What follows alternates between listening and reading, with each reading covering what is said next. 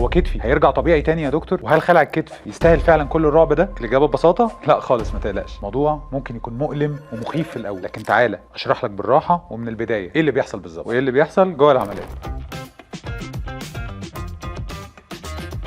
خليني اوضح لك الاول، احنا هنا بنتكلم عن مفصل الكتف نفسه، المكان اللي بتلاقي فيه راس عظمه العضد مع التجويف اللي اسمه جلينويد. المفصل ده بيعتمد في ثباته على 4 حاجات: الكبسوله او الحوصله بتاعه الكتف ودي بتحافظ على ثباته، تاني حاجه الاوتار اللي حوالين الكتف، ثالث حاجه النيجاتيف بريشر اللي موجود جوه المفصل نفسه، واخيرا الغضاريف اللي محاوطه عظمه العضد وشكل المفصل نفسه. وهي دي بقى النقطه، مفصل الكتف بطبيعته مش عميق، يعني راس عظمه العضد اللي شبه الكوره دي مش غارزه جوه التجويف، وعشان كده اي حركه بسيطه او خبطه مفاجاه ممكن تخليه يخرج من مكانه بسهوله، وخصوصا الخلع الامامي، وده اللي بيحصل في اغلب الاصابات الرياضيه. بس لما الكتف بيتخلع بالشكل ده مش بس بيخرج من مكانه، ده كمان بيسبب قطع في الغضروف اللي بيمسكه اللي هو اسمه ليبرم، وهنا بنحتاج نعمل عمليه اسمها بانكرت ريبير. ببساطه احنا بنرجع الغضروف مكانه وبنثبته بحاجه اسمها خطاطيف او انكرز. طب يعني ايه خطاطيف؟ دي ادوات صغيره جدا بتتزرع جوه العظمه وبيبقى مربوط فيها خيوط جراحيه، الخيوط دي بنخيط بيها الغضروف في مكانه عشان يرجع يمسك الراس تاني كويس. في انواع كتير منها، ممكن تكون خطاطيف معدنيه او خطاطيف مكونه بالكامل من خيوط، ودي بتكون احدث شويه اسمها اول سوتشر انكر. ممكن تكون خطاطيف معقوده او بدون عقد اللي هي نوتلس انكر. ميزتها ان هي بتعيش جوه الجسم وما بتحتاجش تتشال بعد كده. اما لو حصل تاكل في عظمه العضد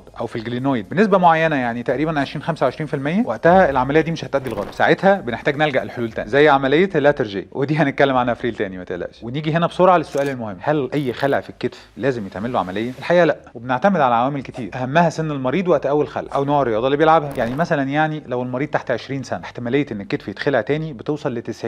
في الحاله دي بنتدخل بدري وبنعمل العمليه فورا عشان نحمي المفصل. اما في الكبار فلو مش بيلعب رياضه عنيفه فبنقدر ندي فرصه للعلاج الطبيعي ونشوف هل الخلع هيتكرر ولا لا. بس يا سيدي ان شاء الله كتفك هيرجع طبيعي ما تقلقش، ودمت دايما في حركه وصحه.